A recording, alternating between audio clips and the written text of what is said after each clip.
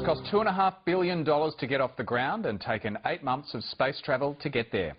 And early next week, NASA's latest mission to Mars will culminate in a high-stakes landing that will take just 7 nail-biting minutes.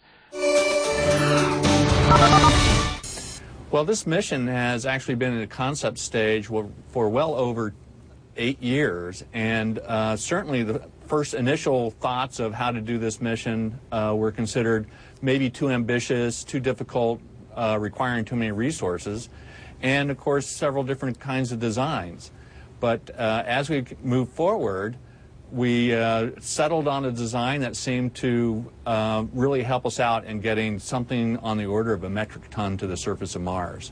And this is particularly important with the questions that we're asking in terms of Mars exploration and trying to determine what the biological potential of that red planet is. Indeed. So it's been a long road. Indeed, and understood when you're talking about 8 years or so. We've got some incredible video. If you could please walk us through this Mars mission and explain to us what is happening here.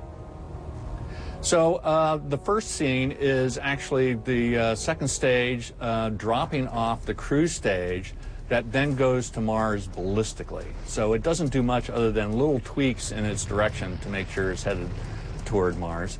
Here, the heat shield is in fact heating up and slowing down the cruise stage, and then at this point, parachute comes out, slows it down, and drops the retro-rocket pack which contains the rover. And then as it gets close to the surface, the retro-rockets are going and lowers the rover down onto the surface of Mars. The advantage of this is that this can be dropped on the surface of Mars at going only about less than 2 miles per hour.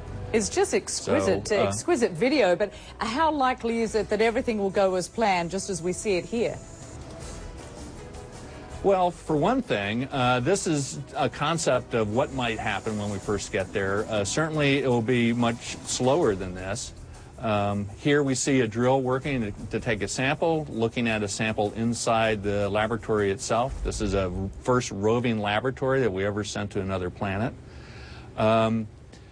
So nothing is going to work as exactly planned, because this is life, and when you get there you're always faced with something that surprises you, and that's actually part of the adventure. And what are you looking for exactly? So the big question for Curiosity, the rover being delivered by the Mars Science Laboratory, is whether or not Mars was ever able to support life. And we're going to a place on Mars called Gale Crater, and there's a mound right in the middle called Mount Sharp that is 5 kilometers high and has layering that promises to enable us to go from the very beginning of that mound to the earliest time that it was formed. As you cruise up the mound, go across different time zones as Mars evolved to the planet that we see today.